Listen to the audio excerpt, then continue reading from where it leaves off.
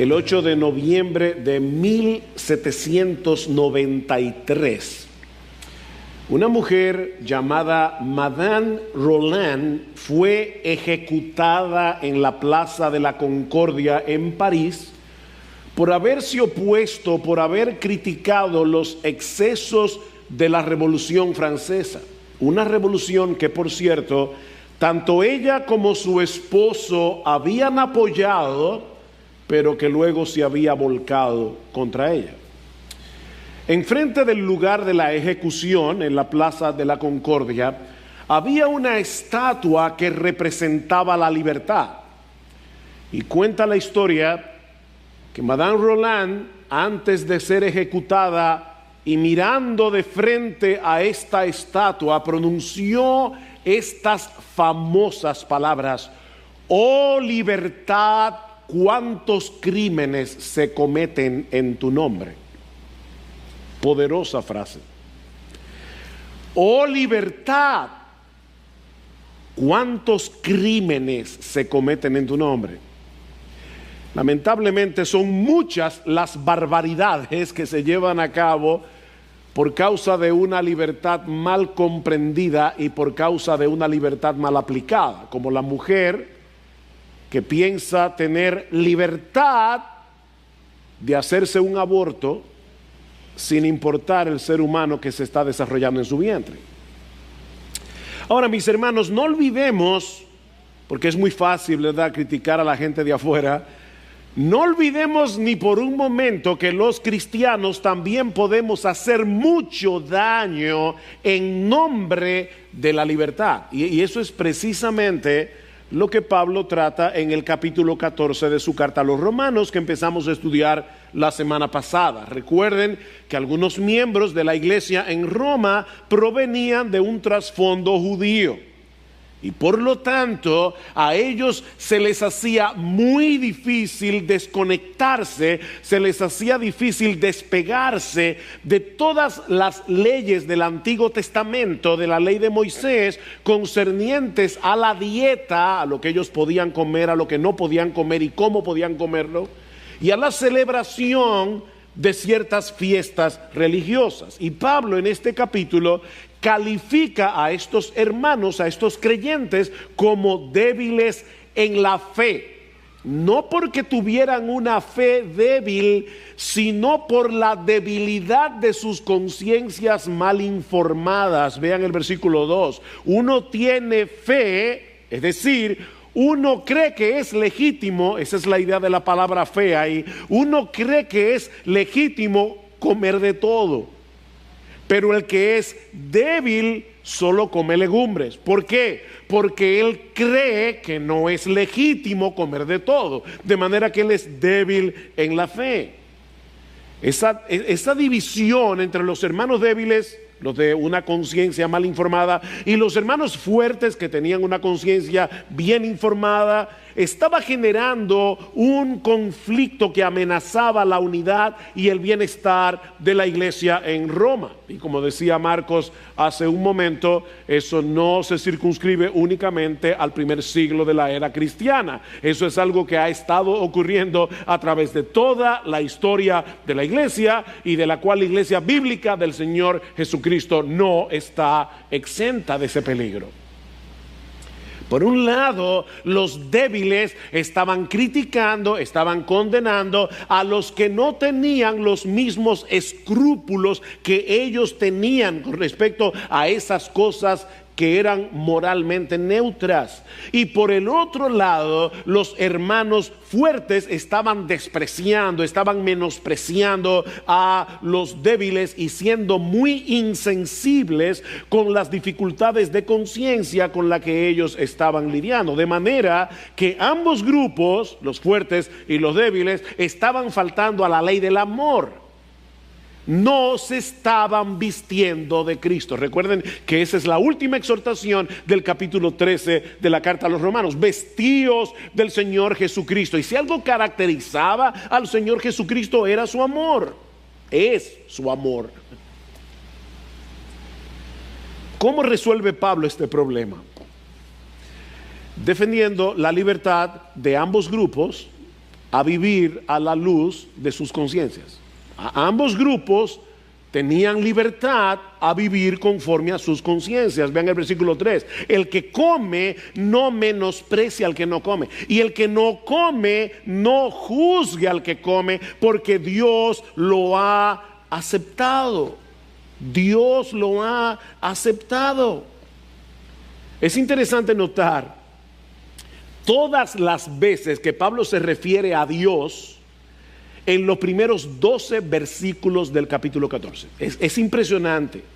9 veces Pablo usa el término Señor, 5 veces usa el nominativo Dios y 1 vez el nombre de Cristo. Eso hace 15 veces en total en 12 versículos.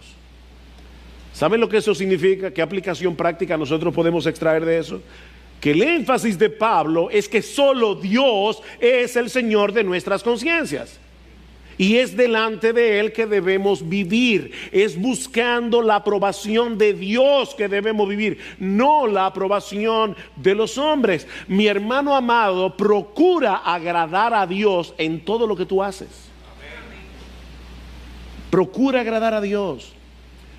Pablo se opuso tajantemente a que en la iglesia en Roma se forzara a todo el mundo a someterse a una lista de reglas en asuntos en los que Dios no había legislado en su palabra. Pablo se opuso a eso. Ahora recuerden, mis hermanos, que aquí no estamos hablando de cosas pecaminosas, porque ahora han surgido líderes cristianos que dicen, bueno, la homosexualidad es un asunto de cada cual, y cada cual que decida eso. No. Eso no es un asunto de cada cual, porque Dios lo prohíbe en su palabra. La borrachera, Dios la prohíbe en su palabra. Mi hermano, mi hermana, si tú te pasaste de contento tomando alcohol y eso está afectando tu forma de comportarte, tú has pecado contra Dios. La borrachera es un pecado, y es un pecado condenado en las Escrituras. Ahora, cada creyente es responsable ante Dios por las decisiones que toma en cosas que Dios no ha prohibido, en cosas que no son esenciales ni son pecaminosas. Vean el versículo 9. Porque para esto Cristo murió y resucitó. ¿Para qué? Para ser Señor tanto de los muertos como de los vivos. ¿Qué es un Señor? Un Señor es un Señor. Es un amo. Es un dueño. Es el que te debe gobernar. Tú no tienes autogobierno. Tú no te gobiernas a ti mismo. Cuando tú te convertiste al Señor, tú renunciaste a hacer tu voluntad para hacer su voluntad. Él es Señor. Él es Señor. Ahora, mis hermanos, ¿saben lo que ocurre en una iglesia cuando se intenta forzar a todos sus miembros a conformarse a una lista de reglas humanas? Suelen ocurrir por lo menos 3 cosas. La primera es que en vez de promover la verdadera santidad y la verdadera madurez espiritual, se produce una especie de vida cristiana artificial, más preocupada por lo externo y motivada por el temor a los hombres, no por el temor a Dios, motivada por un deseo de encajar en el grupo. La segunda es que en la generalidad de los casos, los que se someten más fielmente a las reglas se llenan de orgullo y se vuelven hipercríticos. Y lo tercero que ocurre es que se termina dando importancia a lo que no tiene tanta importancia y minimizando lo que sí la tiene. Es increíble cómo en los evangelios los fariseos quisieron matar a Cristo porque según sus reglas Él estaba violando el día del Señor. O sea, como Él está violando el día del Señor, vamos a matarlo. El asesinato es menor que violar el día del Señor. Es increíble a dónde puede llegar una persona legalista. Legalista se ocupa de muchas cosas externas, pero por ejemplo, normalmente los legalistas son unos chismosos. Y resulta que el chisme es fuertemente condenado en la Biblia. Solamente tienes que leer el libro de Proverbios. Pero al legalista no le importa chismear, siempre y cuando se conforme con sus listas externas. Ahora, mis hermanos, ¿significa eso que yo puedo disfrutar de mi libertad cristiana y olvidarme por completo de lo que mi conducta está produciendo en otros? Por supuesto que no. Así como Pablo se cuidó de no promover en la iglesia la tiranía del hermano débil, como vimos la semana pasada, así también se opuso a la actitud desconsiderada e insensible que estaban manifestando algunos hermanos fuertes. Y eso es precisamente lo que nosotros vamos a considerar en la mañana de hoy: el ejercicio de la libertad dentro del marco del amor. No somos libres de no amar. Si tú eres cristiano, tú no eres libre de no amar. De manera que el ejercicio de tu libertad cristiana debe ser llevado a cabo dentro del marco, dentro de los límites del amor cristiano. Hay al menos 3 exhortaciones que Pablo dirige a los hermanos fuertes en este capítulo. Así que todo este mensaje son aplicaciones. 3 exhortaciones de Pablo a los hermanos fuertes. La primera es: reciban al débil en la fe. Capítulo 14, versículo 1. Aceptad al que es débil en la fe. Acéptenlo. Recíbanlo. Esta palabra significa darle una bienvenida de corazón. No es tolerarlos a regañadientes en la iglesia. No, hermanos. Recíbanlo como hermanos y hermanas que fueron comprados con la sangre de Cristo. Denle la bienvenida para edificarse mutuamente. Noten que Pablo les dice explícitamente que no debían recibirlos para juzgar sus opiniones, o como dice la Reina Valera, para contender con ellos por sus opiniones. No, mis hermanos, esa actitud de condenarse mutuamente tiene que cesar de inmediato en la iglesia. Vean el versículo 3 otra vez: el que come, que no menosprecie al que no come, y el que no come, que no juzgue al que come. ¿Por qué? Porque Dios lo ha aceptado. Y esta es la misma palabra del versículo 1. Dios le ha dado la bienvenida en su familia. Dios lo ha adoptado como hijo. Y la pregunta es: ¿cómo es posible que nosotros condenemos y rechacemos a aquellos a quienes Cristo ha recibido plenamente? Vean el versículo 7 del capítulo 15. Por tanto, aceptaos. La misma palabra otra vez: aceptaos los unos a los otros, como también Cristo nos aceptó para la gloria de Dios.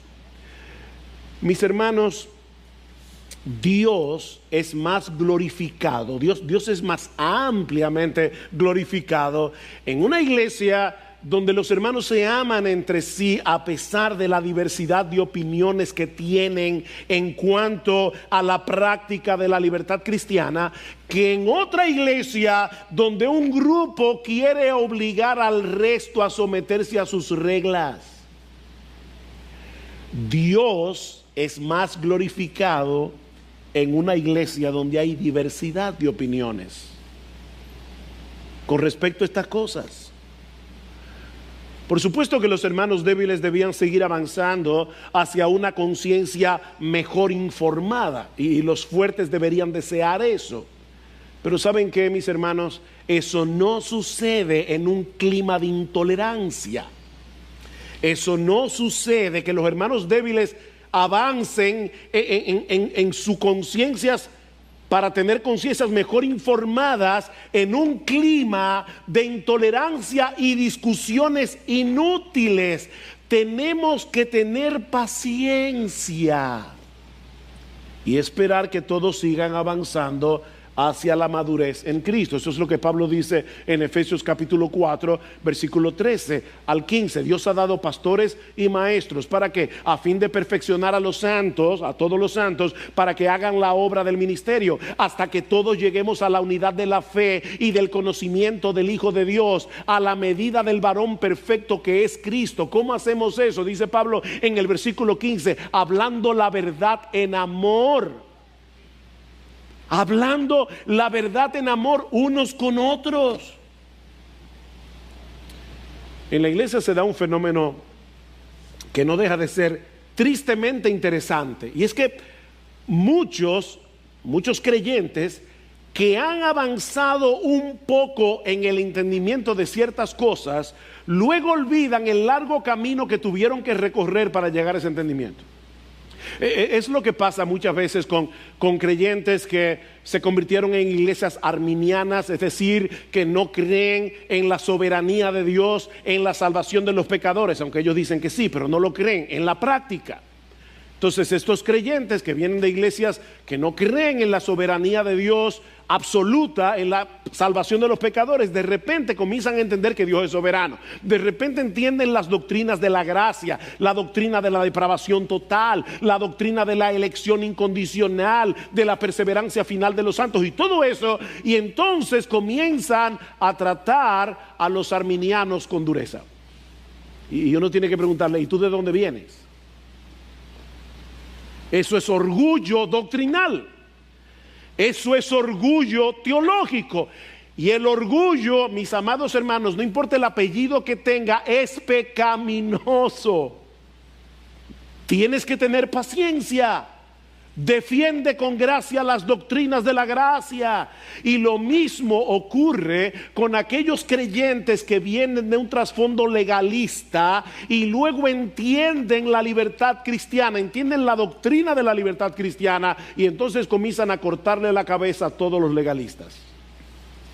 Mire, déjenme decirles algo. Una de las cosas por la que esta iglesia tiene que pedir perdón es porque en sus primeros años nosotros fuimos con buena intención una iglesia bastante legalista. Y de hecho no es que tenemos que pedir perdón, es que nosotros hemos pedido perdón. Porque nosotros éramos no solamente una iglesia legalista, sino también una iglesia que le cortaba la cabeza a todo el que no pensaba como ella. Obviamente no de manera literal, sino con nuestras palabras. Éramos muy duros criticando a los demás. Hace muchos años nosotros tuvimos que ir a algunos pastores y pedirles perdón. Mis hermanos, eso es parte de nuestra historia. Nosotros venimos de ahí. Es como yo le decía a alguien el otro día: mira, yo entiendo perfectamente a los legalistas. Lo entiendo perfectamente porque yo estuve ahí. Pero no solamente estuve ahí, es que nosotros tenemos que luchar con el legalismo que llevamos todos en el corazón. Todos nosotros llevamos un católico romano en el corazón. Y tenemos que estar luchando con la idea de que Dios me va a aceptar o Dios me va a bendecir por la manera como yo llevo a cabo mis deberes cristianos. ¿O tú no luchas con eso? Entonces ten paciencia. Lo que estaba sucediendo en Roma es que los hermanos fuertes no estaban teniendo paciencia con los hermanos débiles. Y ahora Pablo les dice: acéptenlos. Denles la bienvenida. No es que los toleren, es que los reciban con amor, como Dios los aceptó en Cristo. Pero Pablo les dice también, en segundo lugar, que no debían menospreciar al hermano débil. Esto es otra cosa. No solamente que debes aceptarlos, es que no debes menospreciarlos. Así como los débiles debían dejar de condenar a los fuertes debían dejar de menospreciar. ¿Saben lo que es menospreciar, verdad? Tener en poco a los débiles. Versículo 3 otra vez: el que come, que no menosprecie al que no come. Muchos de estos hermanos que no tenían una conciencia bien informada se abstenían de comer. ¿Saben para qué? Para agradar a su Señor. Eso es digno de alabanza. no tiene una conciencia bien informada, pero su motivación es buena. El que se abstiene, dice Pablo más adelante, para el Señor se abstiene. Él lo hace para agradar a su Señor. Es interesante notar que aunque Pablo se sitúa a sí mismo en el grupo de los hermanos fuertes, vean el versículo 1 del capítulo 15, así que nosotros los que somos fuertes, o sea, Pablo se sitúa en el grupo de los fuertes. Él nunca le pide a los débiles que pongan a un lado sus escrúpulos, sino que los alienta a seguir la voz de su conciencia.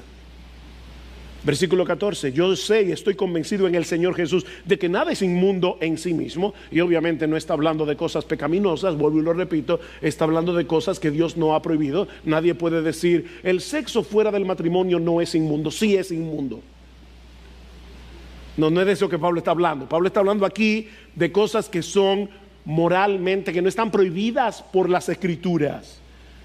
Estoy convencido en el Señor Jesús de que nada es inmundo, pero para el que estima que algo es inmundo, para él lo es. Así que si tú crees que es inmundo, no lo hagas. Versículo 23, pero el que duda, si come se condena. ¿Por qué? Porque no lo hace por fe, y todo lo que no proviene de fe es pecado. Un amigo tuyo cumple años y tú quieres regalarle un bizcocho, pero tú no te acuerdas qué es lo que a tu amigo le hace daño, si es el chocolate o si es la ciruela. Hay algo a lo que tu amigo es alérgico, pero tú dices, bueno, yo no tengo mucho tiempo ahora mismo para estar averiguando eso, así que le voy a comprar el de ciruela. O sea, tú tienes dudas de que ese bizcocho de ciruela le va a hacer daño a tu amigo, pero a ti no te importa y se lo compras. ¿Tú no amas a tu amigo? Bueno, es 1000 veces peor cuando tú dices, yo no estoy seguro de si esto es correcto o legítimo delante del Señor, pero como quiera lo voy a hacer. No, si tú no estás seguro, entonces no lo hagas. Es parte de tu amor abstenerte y averiguar mejor el caso. Así que, mi hermano, procura iluminar adecuadamente tu conciencia estudiando seriamente las Escrituras. No hagas las cosas porque los demás también lo hacen, sino porque tienes la convicción de que eso, lo que sea que tú quieres hacer, agrada a tu Señor y Salvador. Nunca menosprecies a nadie que por seguir su conciencia se abstenga de ciertas cosas que tú puedes hacer con libertad. No menosprecies a tu hermano débil. Pero hay algo más que Pablo dice a los fuertes, y es ahora el resto de mi sermón, y es que nosotros debemos limitar la práctica de nuestra libertad por amor al hermano débil. Debemos estar dispuestos a limitar la práctica de nuestra libertad por amor al hermano débil. Versículo 13, por consiguiente ya no nos juzguemos los unos a los otros, sino más bien decidid esto, y ahorita van a ver por qué pongo énfasis en estas dos palabras, juzgar y decidir, no poner obstáculo o piedra de tropiezo al hermano. Aquí hay un juego de palabras que no se percibe claramente en español, y es que la palabra que se traduce como juzgar es la misma palabra que se traduce como decidir. Es la misma palabra, de manera que lo que Pablo está diciendo aquí es algo como esto: lo más juicioso que puedes hacer es dejar de juzgar al otro por sus opiniones. Lo más juicioso es que dejes de pasar juicio, es que dejes de juzgar al otro por sus opiniones en aquellas cosas que Dios no ha legislado en su palabra. Lo más juicioso, dice Pablo, es que dejes de juzgar y hagas todo lo que esté a tu alcance para que el otro no tropiece por causa de lo que nosotros hacemos en nuestra libertad. Versículo 14, yo sé y estoy convencido en el Señor Jesús de que nada es inmundo en sí mismo, pero para el que estima que algo es inmundo, para él lo es. Y a mí me encanta la sabiduría con la que Pablo está tratando un asunto tan delicado.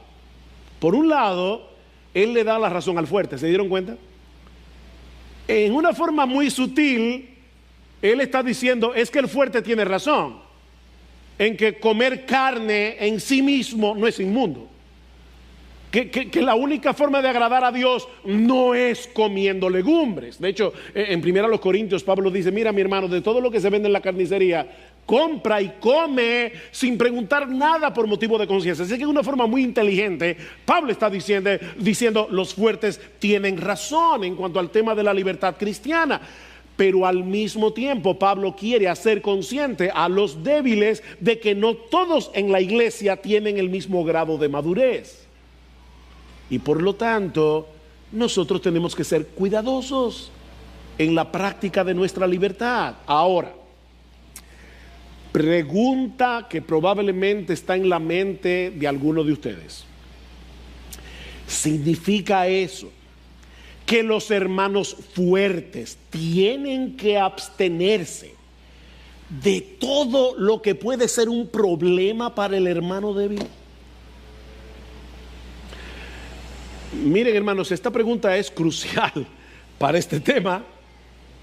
Como vimos el domingo pasado, Pablo quiere proteger al hermano débil, pero al mismo tiempo quiere cuidar a la iglesia de no caer en la tiranía del hermano débil. Pablo no quiere una iglesia legalista.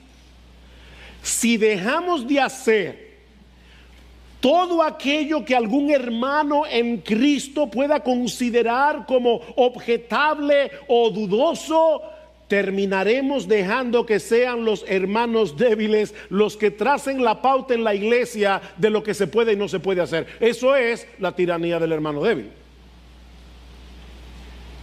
¿Se dan cuenta del problema? Me interesa, hermanos, que podamos ver esto, porque yo sé que puede ser enredado, puede ser sutil. Mi pregunta es, déjeme replantearlo de otra manera.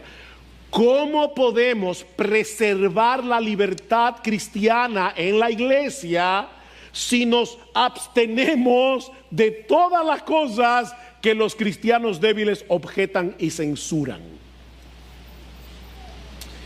Mis hermanos, lo que Pablo está advirtiendo al fuerte aquí es que tenga cuidado de que la práctica de su libertad cristiana no lleve al hermano débil a pecar. No se trata simplemente de, yo creo que las mujeres no deben usar aretes.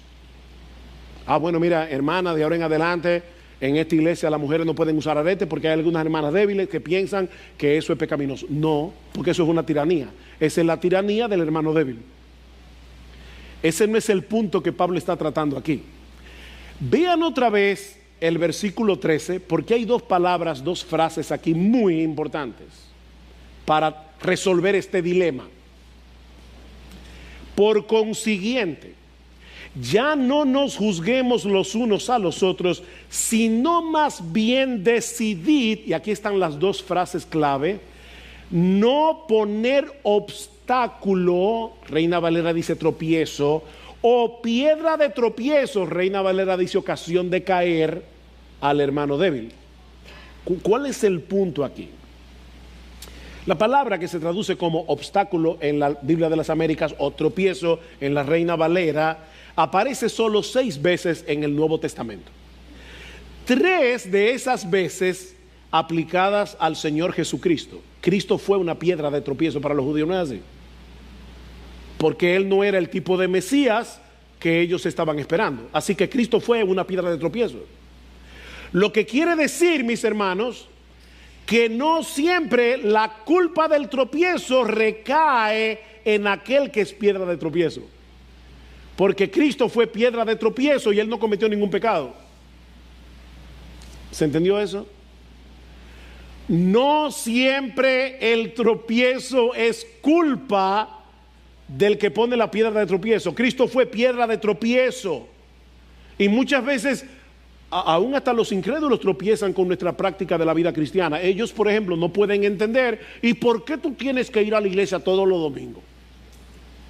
O sea, Ellos pueden ver una serie de Netflix de 50 episodios, pero ir a la iglesia los domingos para él es exagerado.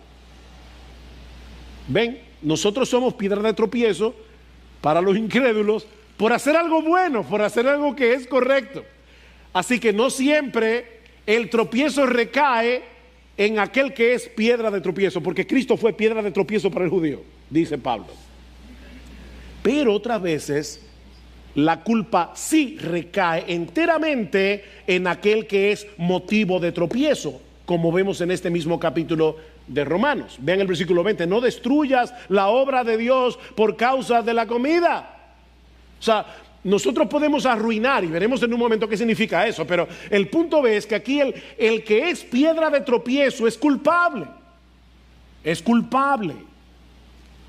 La otra expresión que usa Pablo es ocasión de caer, que es la traducción de una palabra griega, escándalo en griego, de donde proviene nuestra palabra escándalo en español. Esta palabra aparece 15 veces en el Nuevo Testamento y tiene un significado muy similar al de piedra de tropiezo. Varias veces se usa para referirse otra vez a Jesucristo. ¿No dice en 1 Corintios capítulo 1 versículo 23 que Cristo es piedra de tropiezo para los judíos? Cristo crucificado es piedra de tropiezo para los judíos. Pero otras veces el Nuevo Testamento usa esa expresión para referirse a aquellos que hacen tropezar a otro con su conducta. Entonces, ¿cuál es la directriz que Pablo está dando en este pasaje a los hermanos fuertes?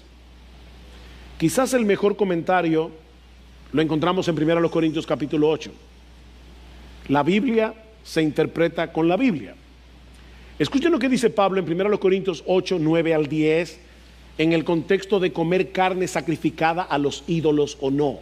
Resulta que en Corinto, una ciudad pagana, muchos se convirtieron al Señor, venían de un trasfondo idólatra, y algunas carnes eran sacrificadas a los ídolos. A los idólatras llevaban un buey, una vaca a sacrificar al ídolo. A veces no toda la carne que era sacrificada era consumida en el sacrificio. ¿Qué hacían los sacerdotes con esa carne? La vendían a la carnicería. Entonces, ahora comienzan los hermanos de Corinto. ¿Es correcto que un cristiano coma un filete que fue sacrificado previamente a los ídolos? Algunos cristianos fuertes decían, ¿y por qué no? Porque para colmo esa carne era más barata que las otras. Entonces, la pregunta es, ¿pueden los fuertes comerse un filete que fue de una vaca sacrificada a los ídolos? Los fuertes decían, un ídolo nada es, ¿cuál es el problema? Los débiles decían, bueno, a mí cuando me como esa carne me da la impresión de que estoy adorando otra vez al ídolo que yo adoraba cuando era inconverso. Pues no te la comas tú, pero no me critica a mí por comérmela, y más que más barata. Ese era el problema en Corinto. Ahora escuchen cómo Pablo lidia con ese problema. Mas tened cuidado. O sea, Pablo le dice, tú tienes libertad de comerte la carne que fue sacrificada a los ídolos, mas tened cuidado, no sea que vuestra libertad de alguna manera se convierta en piedra de tropiezo para el débil. Porque si alguno te ve a ti que tienes conocimiento sentado a la mesa en un templo de ídolos, porque esa era otra. A veces frente al templo había un restaurante o un sitio de comer, y ahí era que se comía la carne más barata. Entonces dice, te ve a ti frente al templo comiendo, ¿no será estimulada su conciencia a comer lo sacrificado a los ídolos? Como si fuera sacrificado a los ídolos. Literalmente esta frase se puede traducir, ¿no será envalentonada su conciencia? O sea, el individuo dice, bueno, el hermano fulano, él es un hermano que tiene muchos años en la iglesia y él se está comiendo la carne. Yo como quiera a veces pienso que estoy teniendo comunión con el ídolo si me como la carne que fue sacrificada a los ídolos, pero como él lo está haciendo, déjame hacerlo yo también. No lo hagas, le dice Pablo al débil, porque tú estás violando tu conciencia. El fuerte puede hacerlo porque él no está violando su conciencia, pero el débil no. Ahora, ¿qué le dice Pablo al fuerte? No te pongas a presionar al débil para que coma la misma carne que tú, porque tú lo estás haciendo en libertad, pero le estás llevando a él a pecar. Eso es lo que Pablo está tratando de evitar en Romanos 14. Mis hermanos, Lo que Pablo está diciendo a los fuertes es que deben ser sensibles, juiciosos en la práctica de su libertad cristiana. No vaya a ser que estimulen al hermano débil a hacer lo que él no debe hacer por causa de su propia conciencia. ¿Se entendió? Vean una vez más versículos 14 y 15. Yo sé y estoy convencido en el Señor Jesús de que nada es inmundo en sí mismo. Cristo hizo limpio todos los alimentos. Vean Marcos capítulo 7. Pero para el que estima que algo es inmundo, para él lo es. Porque si por causa de la comida tu hermano se entristece, y la palabra entristecerse allí es, él está violando su conciencia y por lo tanto se está sintiendo convicto de pecado. Él se está entristeciendo. Ya no andas conforme al amor. No destruyas con tu comida a aquel por quien Cristo murió. No destruyas con tu comida. Lo que Pablo está diciendo aquí no es que un verdadero creyente se puede perder y caer en el infierno, perder su salvación después que la tiene, porque eso sería contradecir un montón de textos del Nuevo Testamento, muchos de los cuales se encuentran en la misma carta a los romanos. Ya no hay condenación para aquellos que están en Cristo Jesús, nada puede separarnos del amor de Cristo. O sea que olvídense de esa interpretación porque no es correcta. Esa palabra que en nuestra Biblia traduce destruir también significa arruinar. Pablo está usando la palabra aquí como lo opuesto de edificar. En vez de edificar, tú estás arruinando. John Murray, un gran comentarista norteamericano, dice: Pablo está enfatizando el carácter destructivo del pecado con el propósito de impresionar al hermano fuerte con la gravedad de su ofensa al venir a ser ocasión de tropiezo para el hermano débil. Cuando Pablo dice que el hermano débil es contristado, se refiere precisamente al dolor de su conciencia herida al hacer algo que él cree que es pecaminoso. Miren, mis hermanos, déjenme decirles algo muy seriamente como pastor de esta iglesia. Cuando un cristiano comienza a actuar en contra de su conciencia, aún en cosas muy pequeñas, ha comenzado a transitar por un camino muy peligroso que no sabemos a dónde lo llevará finalmente. Piensen en el rey David. David está escondido en la cueva. Saúl entra a hacer sus necesidades y los que están con David le dicen: esta es tu ocasión de matarlo.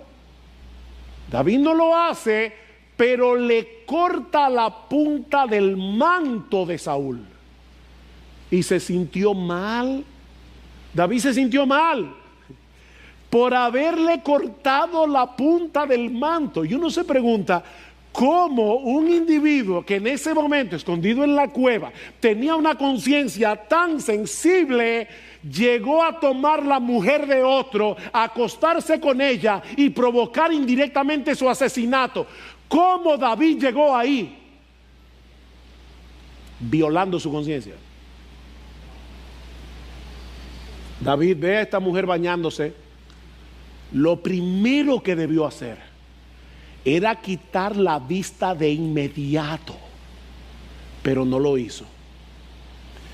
Lo segundo fue preguntar por esa mujer. ¿Y quién es esa mujer? Y le responden, y yo creo que fue a propósito: ella es Betsabé, mujer de Urías Eteo. Ya se acabó el asunto. Está casada.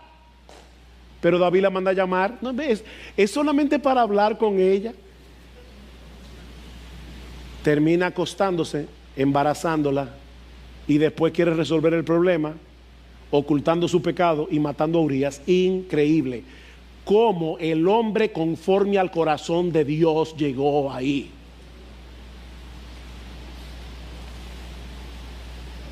Leí recientemente una historia que me dio mucha tristeza porque fue una historia verídica de una joven que venía de una iglesia muy estricta donde se decía que usar maquillaje era pecaminoso. Esta joven estudiaba el bachillerato, ya estaba en la escuela superior, donde habían otras cristianas que venían de iglesias que no tenían esa misma convicción. Lamentablemente, estas jóvenes cristianas comenzaron a presionar a esta otra porque no usaba maquillaje. ¿Y qué hizo ella finalmente? O que ella comenzó a usar maquillaje cuando salía de la casa y se lo quitaba cuando iba a regresar. La presión fue tan grande que esta muchacha comenzó a violar su conciencia. Ahora, debo decir, la Biblia no prohíbe que las mujeres usen maquillaje. Dice que se adornen con pudor y modestia, o sea, con un sentido juicioso. No te adornes como Jezabel, pero la Biblia no prohíbe el adorno. La persona que relata esta historia dice correctamente que esta muchacha estaba eligiendo la popularidad por encima de lo que ella entendía como su fidelidad a Dios. ¿Y qué pasó? Poco a poco comenzó a permitirse otras cosas hasta que terminó envuelta en pecados sexuales. ¿Cómo comenzó eso? Dice la persona que cuenta la historia, ella había tropezado porque sus amiguitas cristianas, bueno, eso de amiguita lo dije yo, porque sus amigas cristianas se habían burlado de los principios que le dictaba su conciencia. Eso es ser ocasión de caer. Una cosa es la libertad cristiana y otra muy distinta, la práctica de esa libertad. La libertad cristiana es una convicción interna entre nosotros y Dios de la gloriosa libertad que Cristo compró para nosotros en la cruz. Pero me encantó esto que dice el teólogo escocés Sinclair Ferguson. Nosotros podemos disfrutar de nuestra libertad sin que necesariamente tengamos que ejercerla. Nosotros podemos disfrutar de nuestra libertad sin que necesariamente tengamos que ejercerla. Vean el versículo 22. La fe que tú tienes, tenla conforme a tu propia convicción delante de Dios. Es un asunto entre tú y Dios. Tú no tienes necesariamente que practicar en toda circunstancia y en todo lugar lo que tú entiendes que es tu libertad.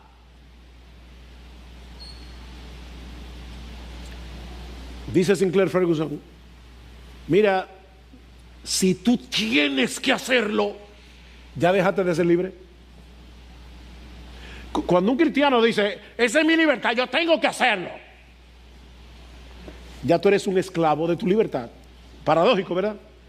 Eres un esclavo, volviste al pasado, volviste a tu esclavitud. Ahora resulta que no es Cristo el que te gobierna, es lo que tú entiendes en tu mente que es tu libertad.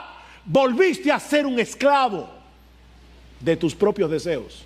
Tú no tienes dominio propio para decirte que no. Así que la pregunta más importante que debemos hacer a la hora de tomar una decisión en el uso de nuestra libertad no es si tenemos derecho a hacerlo. No, la pregunta es ¿cuál es el impacto que esto puede tener en este hermano mío por el cual Cristo murió? Y cómo esto puede afectar a la unidad y a la utilidad de mi iglesia. Esa es la pregunta. Mira, mi hermano, el bienestar espiritual de tu hermano y la unidad de la iglesia es infinitamente más importante que el ejercicio de tu libertad cristiana. Mira otra vez el versículo 20. No destruyas la obra de Dios por causa de la comida. En realidad todas las cosas son limpias, pero son malas para el hombre que escandaliza a otros al comer. ¿Ven? Aquí estoy yo con este hermano que piensa que no debe comer carne de puerco porque él era judío y viene de este trasfondo. Y yo digo, como yo decía el domingo pasado, oye, este chicharroncito si está bueno, coge un poco, no sea tan quiquilloso.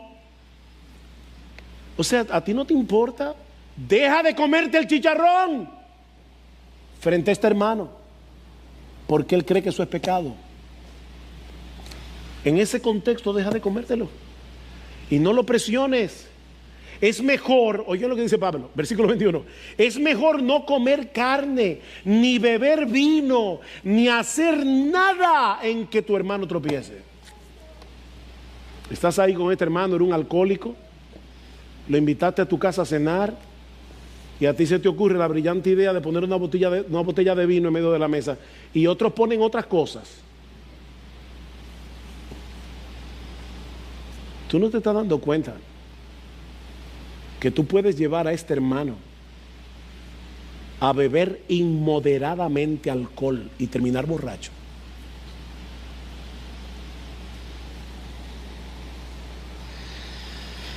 ¿A qué se refiere Pablo cuando dice no destruyas la obra de Dios? Yo creo que se refiere muy probablemente, y muchos otros exégetas también, a la unidad de la iglesia. No destruyas la obra de Dios. No, Dios está edificando su iglesia para su gloria. No destruyas la obra de Dios.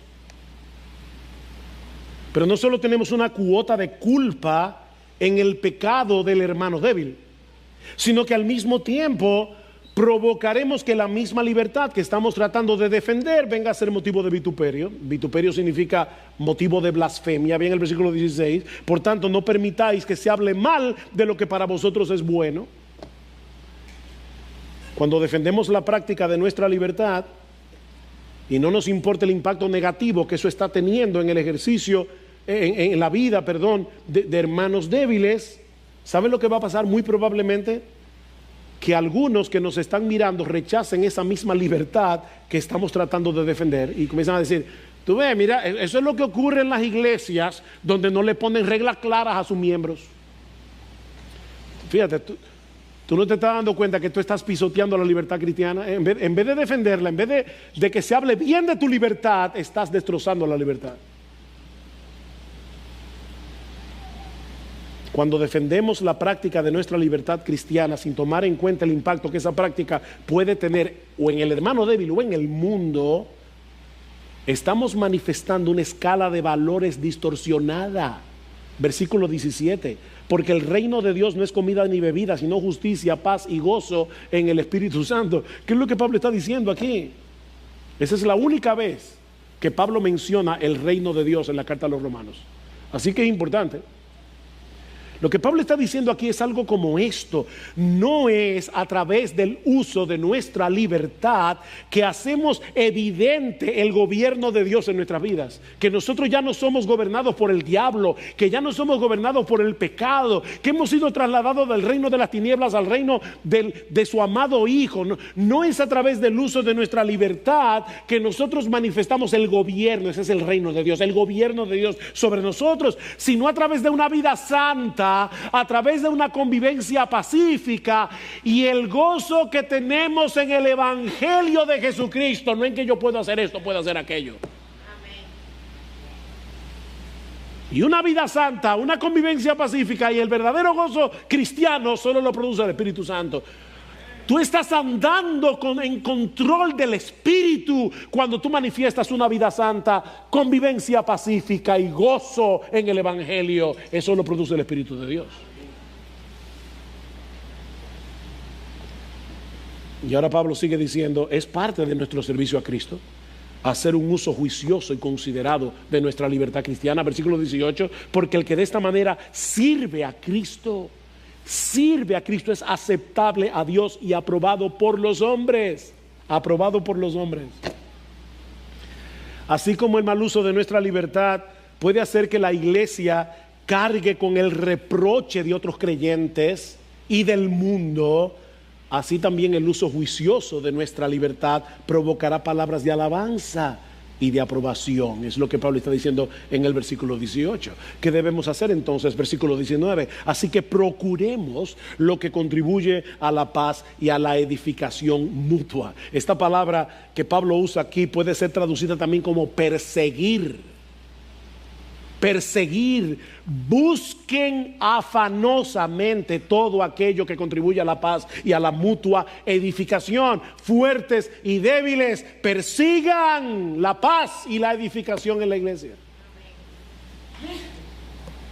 Si una iglesia tiene un sano ministerio de enseñanza desde el púlpito, ¿saben lo que va a suceder? Que los débiles tendrán una conciencia cada vez mejor informada. Pero otros vendrán, ¿no es así? Y puede ser que al principio también tengan conciencias débiles, así que ese proceso no terminará hasta que Cristo vuelva. Hasta que Cristo vuelva vamos a tener que tener cuidado con el uso de nuestra libertad cristiana. Vamos a tener que ser guiados por el Espíritu de Dios. Así que, hermanos, demos gracias a Dios por la libertad que tenemos en Cristo. Qué bueno que ya no tenemos todas esas reglas dietéticas del Antiguo Testamento. Qué bueno que ya no tenemos que guardar todos esos días. Pero, mis hermanos, pidamos en oración un corazón apasionado por Cristo, por el Evangelio y por su iglesia. ¿Y saben qué? Todas las cosas van a caer en su lugar. Al final de cuentas, es de eso que se trata el capítulo 14 de Romanos. La semana pasada decíamos que la forma como manejamos las cosas no esenciales en la iglesia es un asunto esencial. ¿Y por qué decíamos eso? Es esencial porque tiene que ver con la gloria de Cristo, tiene que ver con nuestro testimonio al mundo, tiene que ver con nuestro aprecio por la obra que Cristo llevó a cabo en la cruz. Mira, Cristo está llevando a cabo su obra a través de la iglesia. Somos nosotros los que predicamos el Evangelio a los perdidos. Somos nosotros los que, hablando la verdad en amor, nos edificamos mutuamente. Así que nosotros estamos haciendo la obra de Cristo, estamos edificando la obra de Cristo. Y ahora yo te pregunto, ¿estás contribuyendo tú al avance de esa obra o tú la estás dificultando e incluso arruinando por insistir en el ejercicio de tu libertad cristiana? Mira a tus hermanos alrededor de ti. Mira a tus hermanos a tu alrededor y piensa en cada uno de ellos como una obra de arte en desarrollo. Cristo está dibujando su imagen en el lienzo de la vida de tu hermano y tú le estás tirando encima un bote de pintura.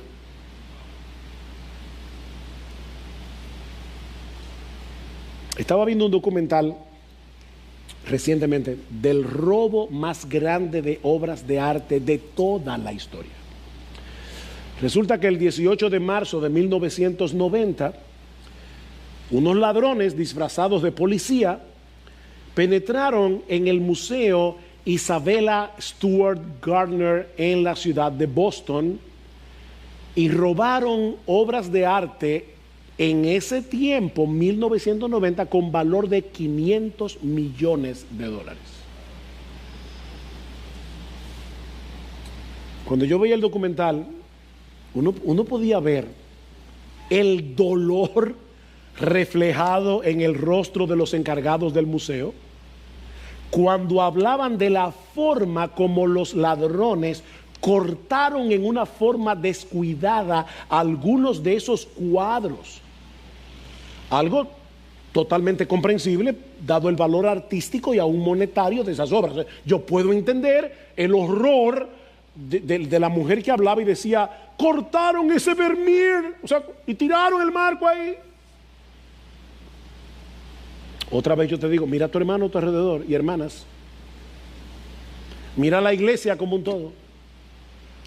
Miremos la iglesia como un todo y pidamos al Señor en oración, primero que nos ayude a ver cada creyente como lo que es, un lienzo comprado al más alto precio que haya sido pagado jamás y en el que el más grande artista del universo está plasmando su imagen.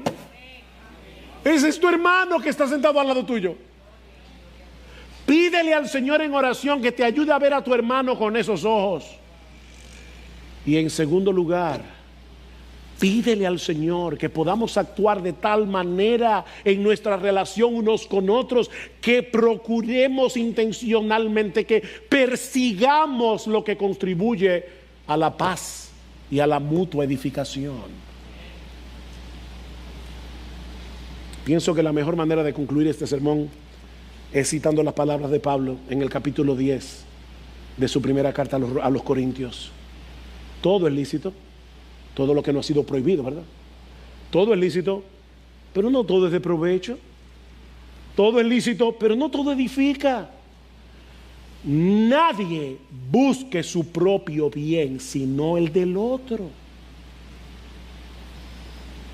Y más adelante, por lo tanto, ya sea que comáis, o que bebáis, o que hagáis cualquier otra cosa, hacedlo todo para la gloria de Dios. ¿Y eso qué significa en la práctica? No seáis motivo de tropiezo ni a judíos, ni a griegos, ni a la iglesia de Dios, así como también yo procuro agradar a todos en todo, no buscando mi propio beneficio, sino el de muchos para que sean salvos. Sed imitadores de mí, como también yo lo soy de Cristo. Oh, que el Señor nos ayude a ser imitadores de ese bendito Salvador que dio su vida. O sea, tú no puedes dejar a un lado ese aspecto de tu libertad cristiana. Cristo dio su vida, Cristo dejó su trono para salvarte a ti y para salvarme a mí. Oh, que el Señor nos ayude.